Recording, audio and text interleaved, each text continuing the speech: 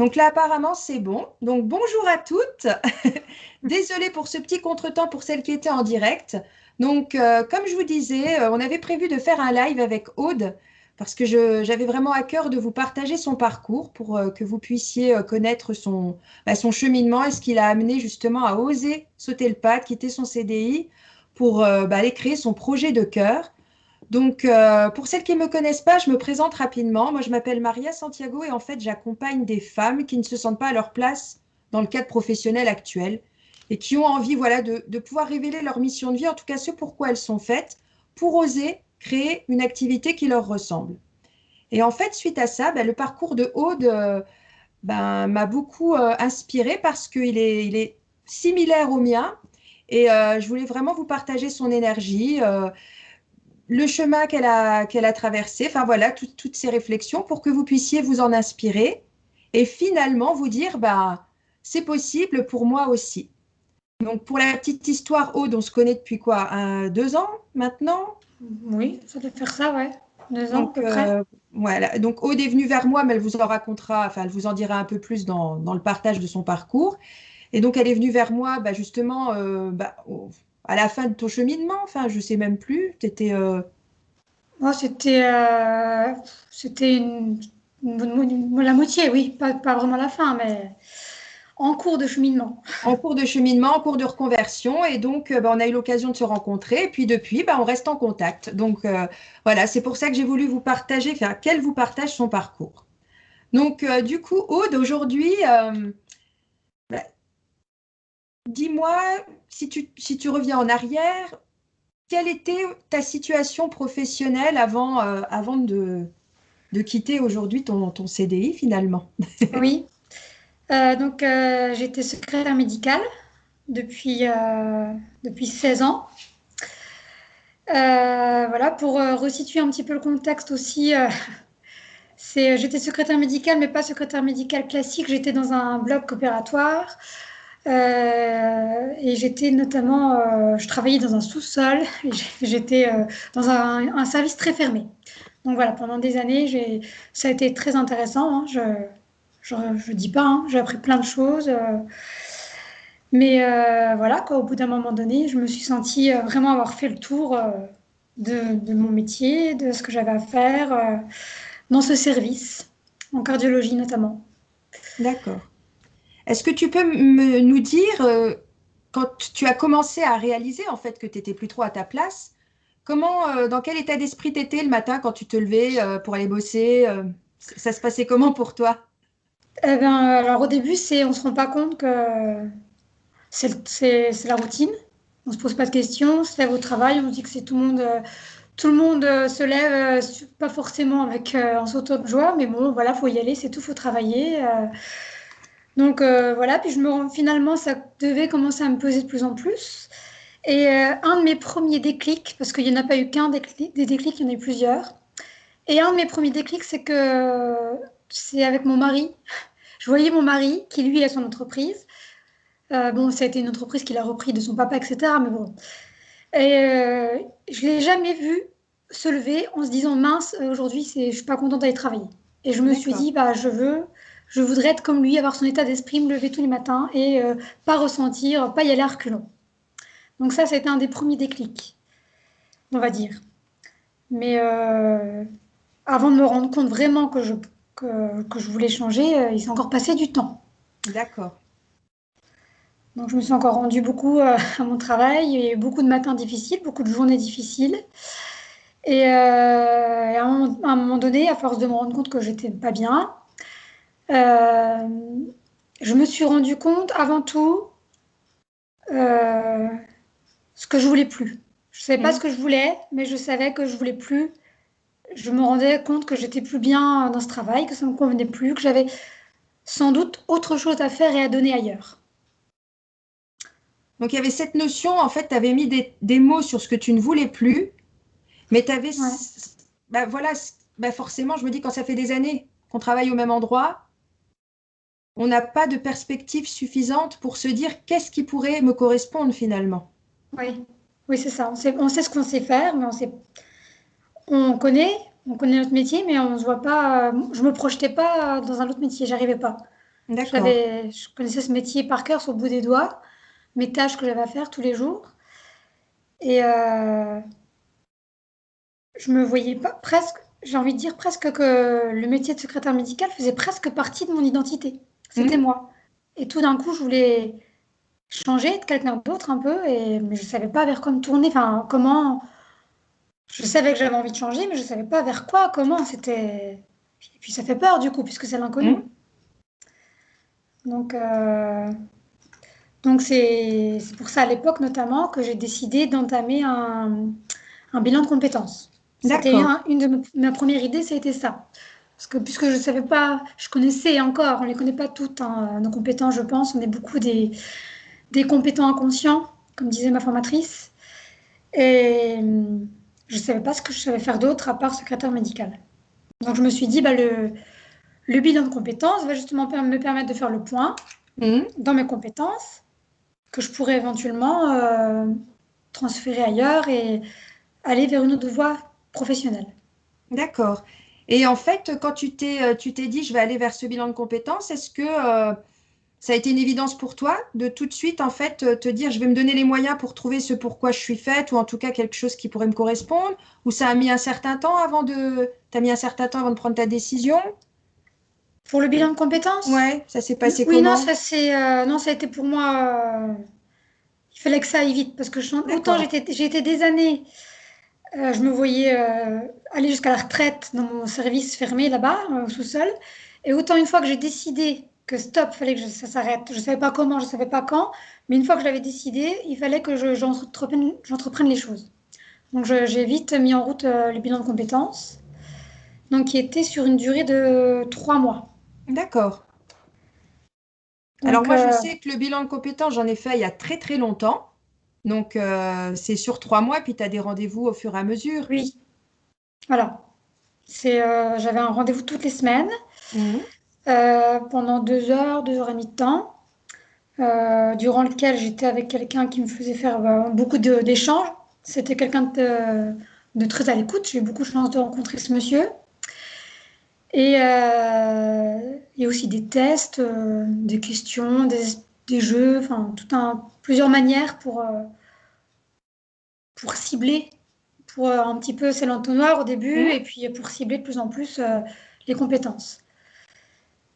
Et donc, quand j'y suis allée, je ne savais pas trop moi-même ce que je voulais faire. J'avais une petite idée derrière la tête. Enfin, j'avais plusieurs idées, ça se mélangeait un petit peu à ce moment-là. Mais j'avais surtout envie d'écouter à ce moment-là. C'était comme je le sentais. C'était pas, je sais pas comment expliquer. J'avais envie de ressentir ce que je voulais faire. C'était pas faire quelque chose par obligation, un peu comme quand on choisit notre orientation. Qu'on ne sait pas trop. Je voulais vraiment aller Oui, au pas par ressenti. défaut, en fait. Que ce Oui, soit pas par défaut, que ce soit une vraie pulsion, comme tu dis, de plaisir et d'enthousiasme, quoi. voilà. Donc voilà. Et à l'époque, ça s'est tourné donc vers mon credo quand j'allais au bilan de compétences. Je savais que je voulais faire un métier, enfin quelque chose dans le domaine de l'aide. Je voulais aider les Mhm. gens. Alors, il y a plein de façons d'aider les gens. Oui, Je ne savais pas comment aider les gens, mais moi, c'était ça. Je lui disais à la personne, je voulais aller dans un métier de relation et de vraiment apporter ma part et de pouvoir aider les gens. Donc donc c'est vraiment un échange. Mhm. On s'est dirigé vers cette voie-là et il en est ressorti à la fin du bilan de compétences. Alors j'avais plusieurs idées. À l'époque, moi aussi, je voulais faire coach, mais au fur et à mesure du bilan de compétences et même mes réflexions personnelles, je me sentais pas. Je trouvais que j'avais pas les épaules pour. Et je me suis un peu toujours dans le même domaine, orientée plutôt vers formatrice. Mhm. Donc, c'est quelque chose qui m'a interpellée. J'avais envie de faire ça. Je me suis renseignée sur le métier, sur comment faire pour le devenir. Et donc, pour devenir formatrice, il y avait une formation qui se déroulait à l'AFPA, à l'AXO, à Nancy. D'accord. Et Voilà. qu'est-ce qui Donc, t'a donné cette direction vers formatrice? Bon, c'était l'envie d'aider les autres. oui. Et là, comment tout d'un coup tu t'es dit, je vais me tourner vers formatrice? Qu'est-ce qui s'est passé dans ta tête? Qu'est-ce qui a fait que, en fait?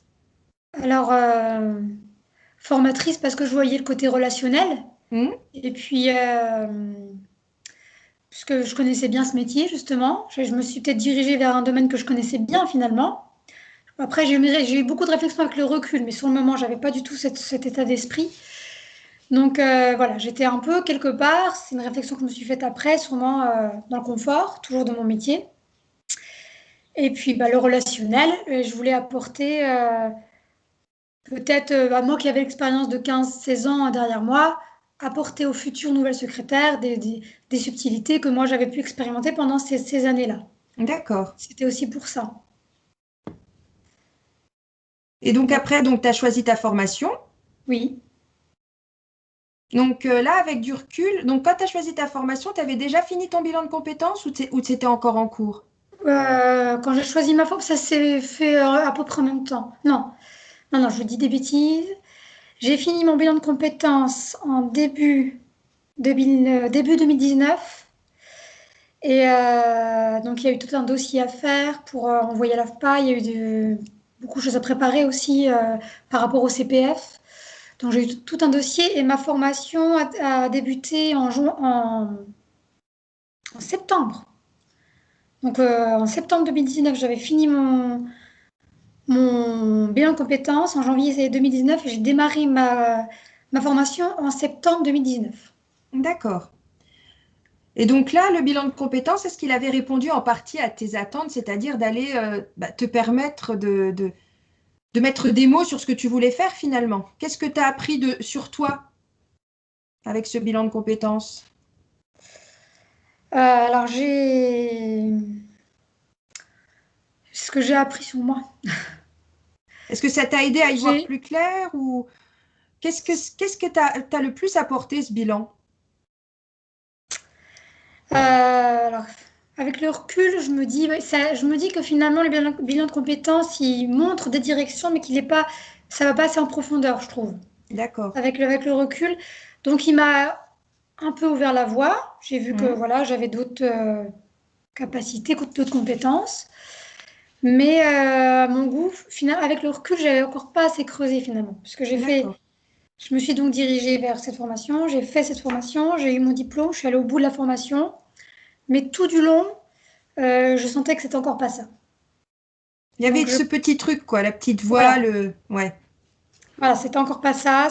J'avais encore des autres choses. Pendant la formation, j'ai eu beaucoup de fois eu envie d'arrêter, mais je suis pas quelqu'un qui abandonne, donc je me suis dit tant pis, tu vas au bout, et j'ai voulu quand même aller au bout des choses. Je voyais les gens autour de moi qui avaient l'air vraiment épanouis. C'était beaucoup des reconversions. Toute la promotion, c'était une reconversion professionnelle. Je les voyais tous avancer, évoluer, épanouis, que c'était vraiment ça, mais moi, il y avait encore toujours un truc qui convenait pas. Et bon, voilà, je suis allée au bout des Mhm. choses, c'était fait, mais je sentais que c'était encore pas ça. Et donc, je crois bien que c'est dans ce moment-là qu'on a dû se rencontrer. Ça doit être D'accord. pour ça, parce que je crois que c'est aussi par rapport à ça, parce que je sentais bien que c'était pas tout à fait ça. Et puis, encore une fois, avec le recul, je pense que de partir en formation, ça a été un peu pour moi l'excuse de pouvoir partir de mon travail et avec la sécurité parce que j'étais partie en congé de formation. Donc j'avais de la Ouais. sécurité, j'avais toujours mon salaire, la possibilité de retourner, donc toujours mon CDI qui m'attendait, mais je partais en formation. Donc je pense avec le recul, à l'époque pareil, j'étais pas Mhm. du tout dans cet état d'esprit, mais avec le recul pour moi c'était mon filet de sécurité. Donc je Oui, je partais de mon comprends. travail. Mm. C'était le but, c'était déjà de sortir d'un environnement qui ne te correspondait pas, mais Mm. l'énergie que tu y as mis n'était pas forcément alignée encore avec ce que tu voulais vraiment faire. Tout à C'était fait, ouais. comme un tremplin, en fait, si je Ouais, comprends bien. Mais c'était pas exactement, encore oui. ça. Non, c'est ça. Et donc, qu'est-ce qui t'a aidé finalement à cheminer? Parce qu'en fait, si je comprends bien, il y a eu la prise de conscience où en fait c'était clair, tu ne voulais plus de cette situation. Donc, je pense qu'il y a un déclic qui est fort, c'est qu'on sait que c'est plus fait pour nous. Mm. Donc, tu as été vers une méthode traditionnelle qui est le bilan, parce que forcément, bah, c'est ce qu'on nous propose en tant que salarié. Il y a eu des pistes, il y a eu ton envie d'y arriver, et puis tu t'es retrouvé à faire un choix un peu, bah, ça répondait quand même à un besoin d'aider les autres, Ouais. mais il y avait encore Oui, ce manque, il manquait tu n'étais pas vraiment allé creuser en fait, dans tout ce que ouais, toi, tu avais à l'intérieur en fait. c'est ça. D'accord. Et une fois que tu as fini ta formation, ça s'est passé comment pour toi? Quel a été là encore finalement le deuxième cheminement que tu as dû Ah. faire? Alors, le deuxième cheminement, oui, parce qu'il a. Oui, effectivement, ça a été tout des paliers, tout ça, hein. Ça a été, Mhm. donc, je suis arrivée à la fin de ma formation, donc j'avais la possibilité de retourner à mon travail. Parce que j'étais pas licenciée, j'étais donc. Entre-temps, s'est glissé le Covid. Donc, ça m'a un petit peu donné plus de temps, on va dire, pour la réflexion. Parce que je pouvais retourner travailler, mais donc j'ai dû rester à la maison pour regarder mes enfants. Et à un moment donné, enfin, le temps avançait, je me suis dit, il faut que je me décide. Soit je retourne à mon ancien travail, soit je me décide, je cherche du travail, enfin, je quitte mon travail et je cherche un métier une place de formatrice, sachant que c'était Mhm. encore pas ça que je voulais faire. Alors je me suis dit, qu'est-ce que je fais? Est-ce que je tente le tout pour le tout? Alors la décision n'a pas été facile à prendre. Alors dans un premier temps, j'ai quand même proposé une rupture conventionnelle à mes employeurs qui a été refusée. Donc là, c'était un coup dur pour moi. Mhm. Parce qu'après, si je partais, enfin, voilà, c'était vraiment le saut dans le vide. Donc la décision a été très très difficile pour moi parce que j'ai proposé donc à une de mes chefs de partir en abandon de poste. Donc il fallait que je ne me rende plus à mon travail et voilà. Donc après voilà, ça suit son cours, etc. Donc la décision était difficile à prendre pour moi, mais je me suis dit tant pis, je me lance, je quitte mon CDI. Je préfère ne pas y retourner, sachant que je pense que si j'étais retournée là-bas, je serais repartie dans mon train-train, je serais repartie dans mes habitudes et j'avais déjà eu pas le courage, enfin pas le courage, mais j'avais déjà fait le premier pas de partir. Mhm. Si je retournais, je me dis ça y est, je vais retourner dans la boucle et ça va pas s'arrêter. Donc Je j'ai comprends. tranché et j'ai dit je pars. Tu es resté sur ta lancée en fait, Voilà. sur ton énergie du moment. Parce que je comprends tout à fait ce que tu ressens. Parce que moi, c'était un peu pareil. Je suis partie même sans avoir les résultats, en me disant, j'écoute cette petite voix, j'écoute cette énergie, parce que, comme tu dis, Ouais. après, on reprend la boucle et on peut Mm. retourner vite dans le train-train. C'est ça. Et c'était un peu le saut dans le vide, hein. Mm. J'ai pas bien dormi, hein, les nuits d'avant avant de Ouais, me décider non. parce que bon, j'étais dans le vide, je savais pas encore ce que je voulais faire.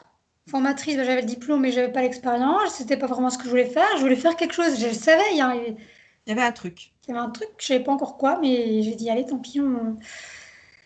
Et j'étais cette espèce de folie et de croire qu'il y avait un truc qui ça va bien aller. Donc j'ai dit allez, je me lance, j'y vais, je m'en vais. Bah, tu sais ce qu'on dit quand, parce que moi je suis vraiment sur cette mission de vie, c'est quand il y a quelque chose qu'on doit accomplir, on le sait, quelque chose en nous le sait avant notre mental Oui, en fait, mais le c'est corps vrai. l'exprime déjà.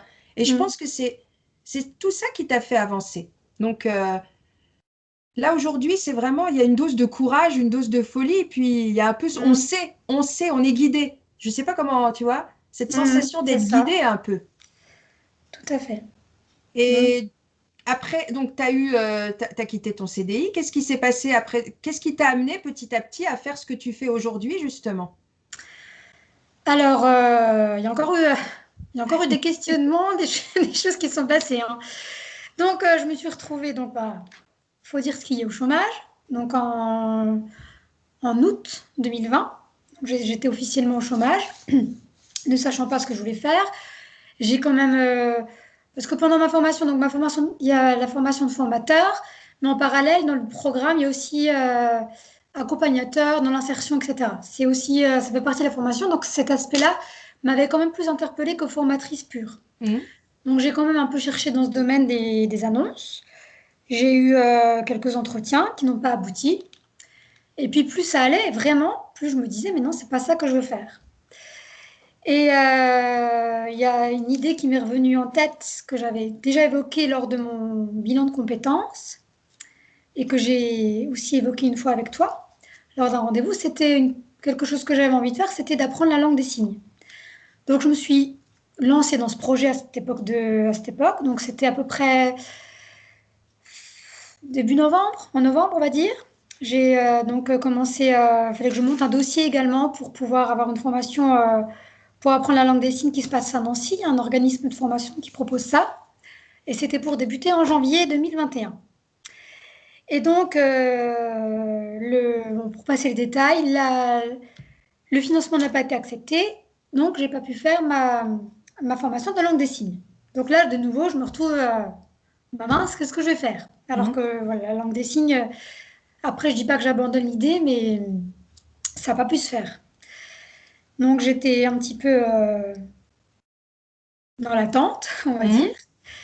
Et puis, par hasard, on va dire ça, je ne sais pas s'il y a des hasards dans la vie, il y a quelqu'un qui m'a parlé des pierres naturelles et m'a proposé de pouvoir en vendre, de pouvoir en créer aussi. Et je lui ai dit, allez, je joue le jeu. C'est pour faire à la base avoir un statut de VDI, de vendeuse à domicile. Et puis, donc, vu le contexte, en ce moment, c'est autorisé de le faire plutôt via Internet qu'en direct chez les gens. Et je me suis dit, bon, allez, pourquoi pas. Et puis, de fil en aiguille, je me suis très, très, très vite pris au jeu. D'ailleurs, c'est quelque chose qui me passionne, hein, les pierres naturelles, la lithothérapie. Je suis d'ailleurs une formation via Internet en ce moment. Et donc, je crée des bijoux, des bracelets. Et puis, naturellement, je me suis dit, bah voilà, c'est ça ma voie. C'est ça que je veux faire. À travers les bijoux que je propose, les vertus des pierres, etc., je peux aider les gens. Je me sens bien dans ça, je ne me pose pas de questions. Après, c'est pas tout à fait abouti ce projet, c'est encore en cours, je suis encore pas au bout des choses, mais voilà, c'est un cheminement. c'est un cheminement. Donc j'ai commencé cette activité-là en février. Donc voilà. Donc aujourd'hui, tu peux dire que tu es créatrice Oui. Donc c'est quoi aujourd'hui, quelle est ta mission finalement? Quelle est ta mission de vie aujourd'hui? Alors, ma mission de vie, bah, c'est créatrice de bijoux qui apportent des vertus dont les gens ont besoin, les personnes ont besoin, parce que ça apporte beaucoup de bien-être. Et aussi, à travers mes créations, il y a aussi beaucoup de ressenti aussi. Il y a de l'échange avec les gens. C'est pas juste vendre un bijou beau qui fait bien, il y a autre chose derrière. Et voilà, ça me plaît beaucoup. C'est être près des gens, près de l'humain. Donc voilà, après, c'est mon projet encore en construction, hein, c'est très long. Hein, De toute façon, on est créatrice, enfin, je veux dire que tu es créatrice de ton avenir professionnel, tu es créatrice de tout ça. C'est, comme tu l'as très bien expliqué, on est en constante recherche, évolution. Voilà. C'est pas magique, ça se fait pas d'un coup. C'est des étapes, c'est de l'évolution, c'est des questions, c'est de la remise en question. C'est des fois des coups du hasard qui tombent bien aussi. Moi, je dis savoir être ouverte aussi peut-être à ce qui est proposé, c'est de se dire, ben, j'essaye, je vois ce qui peut exister et j'écoute ce que me dit mon cœur, mon intuition. C'est ça. C'est beaucoup l'intuition Ouais. que j'ai appris à écouter les derniers mois. Et puis je me suis dit pourquoi pas, peut-être que jusqu'à présent j'ai peut-être un peu trop écouté ma tête et ça m'a pas forcément emmené où il fallait. Et là que j'écoute un peu plus mon cœur, mon intuition, bah c'est fluide, c'est plus fluide, ça va. Même si pour l'instant il n'y a rien n'est joué, rien n'est gagné, hein, c'est vraiment le début du début. Mais de toute façon, jamais rien n'est, je pense, hein, c'est de créer, d'avancer petit à petit. Je pense que jamais, même celui qui a aujourd'hui son entreprise qui de l'extérieur pourrait paraître, je veux dire, au top, on a toujours des remises en question. Oui, Je pense que c'est ça aussi, ouais. Mais tu sais, pour en revenir à ton parcours, je l'ai rapproché au mien et justement, c'est cette notion de on est dans le confort, ça fait des années, on fait des tâches, on sait faire notre métier, on remet plus en cause tout ça, mais à un moment donné, bah, le confort n'a plus sa place en fait. On veut autre chose. Je ne sais pas si tu as ressenti ça, c'est ce quelque chose. Et après, bah, il y a tout un cheminement qui se fait. Et c'est vraiment, je voulais, parce que de tout ça, qu'est-ce que tu as appris sur toi aujourd'hui? Est-ce que tu as l'impression d'être d'être une autre ou d'avoir révélé des choses sur toi? J'ai surtout appris que bah, quand on veut les choses, on peut, quoi. Je veux Mm, dire, on peut rêver sur notre canapé puis qu'il se passe jamais rien. Après, si on met rien en route, c'est nous qui créons c'est nous qui, on imagine dans notre cœur, on imagine, mais dans la matière, voilà, il y a que nos actions qui peuvent faire les choses. Il faut qu'on se lance à un moment donné. Et je lui disais toujours, un peu en rigolant, j'aimerais trop avoir mon auto-entreprise, avoir ma boîte, ce serait trop mon rêve. Bah oui, je le disais, je le rêvais, mais ça n'allait pas plus loin. mm. Et puis, je ne savais pas dans quoi, évidemment. Ça fait hyper peur. Hein, puis le salariat, je connaissais que ça. Mm. Pour moi, c'est avoir un CDI, avoir un patron, avoir mes congés payés, avoir ma paye à la fin du mois. C'est ça pour moi. C'était ça pour moi. Et maintenant, voilà, je vois à travers ma grille de comment? De Ta lecture vision? change. Voilà, Oui. ma vision change. C'est aussi ça, ça s'ouvre. Je vois ça autrement. Je vois la vie professionnelle autrement. Et donc, si tu pouvais dire quelque chose à celles qui veulent, enfin, qui sont dans la même situation, avec du recul aujourd'hui, par rapport à ce que tu as enfin, ce que tu as essayé, pas essayé, qu'est-ce que tu pourrais leur donner comme ingrédient, les clés essentielles d'après toi qui font que elles vont avancer et réussir à construire un projet qui leur ressemble finalement? Alors, qu'est-ce que je pourrais dire? Déjà, il faut s'écouter, mais vraiment s'écouter, pas que sa tête. Faut, il y a aussi une question, il faut se faire confiance. Ça, c'est important. Écouter son cœur aussi. Après, c'est facile à dire, c'est sûr, on est un peu tous pareils. On a nos Hmm. familles, on a nos maisons, on a nos factures. C'est pas des décisions à prendre à la légère, c'est pas ça ce que je veux dire du tout. Mais pas voir comment faire, mais pas attendre trop longtemps et pas non plus oser. En fait, il faut oser quand même, Hmm. même si c'est une petite action par petite action, commencer par un petit début et après ça. Et puis si on se trompe, bah tant pis. Moi, je me suis trompée Hmm. 2 fois là. Je n'ai pas pris la bonne direction, bah tant pis. C'est pas par là, bah hop, on prend. Il y a plein de directions. C'est pas une fin en soi si on se trompe. Il y a toujours des possibilités.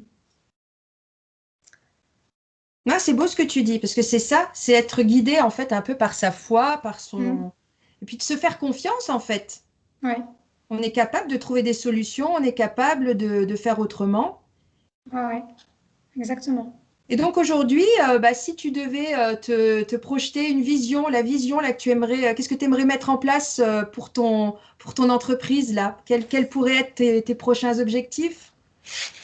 Alors, mes prochains objectifs, j'aimerais bien déjà créer un site officiel. Ça, Mhm. j'aimerais pour proposer mes créations. Parce que là, pour l'instant, je propose plutôt des créations au compte-gouttes, on va dire. Les gens me demandent ce qu'ils aimeraient, donc je crée au fur et à mesure. Mais j'aimerais pouvoir vraiment avoir un panel de propositions. Et puis, euh, et puis par la suite, quand je me projette encore plus loin, j'aimerais bien avoir mon atelier, ma boutique de pierres, de création, de bijoux. Donc voilà, ce serait. Puis pouvoir, quand je m'imagine, rencontrer les gens qui viendraient me voir, échanger, c'est surtout ça qui m'intéresserait. Moi, je continue à développer aussi mes connaissances, ma passion Mhm. par rapport aux pierres, parce que j'ai encore beaucoup, beaucoup de choses à apprendre. Donc voilà, c'est mes prochains objectifs, c'est ça. Continuer à grandir et aller à la rencontre des gens. Et donc sans regret, si c'était à refaire, tu Ouais. referais la même. Oh oui, je pense, parce que même si la formation, c'est pas ce que je voulais, j'ai fait des belles rencontres, Mhm. ça m'a aussi beaucoup apporté. La formation de formatrice m'a beaucoup apporté sur moi, m'a beaucoup appris de choses sur moi, m'a montré, si elle m'a pas amené à un métier, en tout cas, elle m'a amené à me montrer que voilà, j'étais capable de. Ça m'a beaucoup aidé à m'affirmer, à voir que finalement, c'était pas si compliqué de faire les choses et ça à la portée de tout le monde. Et voilà, c'est un vrai cheminement. Chacun son chemin, mais on y arrive. Bah, écoute, merci beaucoup pour ce partage. Donc, pour celles qui veulent suivre Aude, donc enfin, je laisserai le lien de quoi, de ton groupe alors? Oui, oui, pour l'instant, c'est un groupe.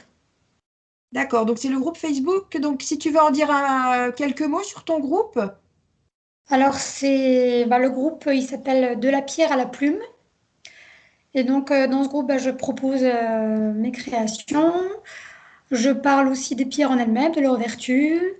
Je partage des choses qui me font vibrer. Parfois, je partage de la musique. Il peut y avoir des échanges. Je suis joignable par message privé. Voilà, c'est beaucoup de voilà, bienveillance et d'aide si je peux aider les gens et d'écoute.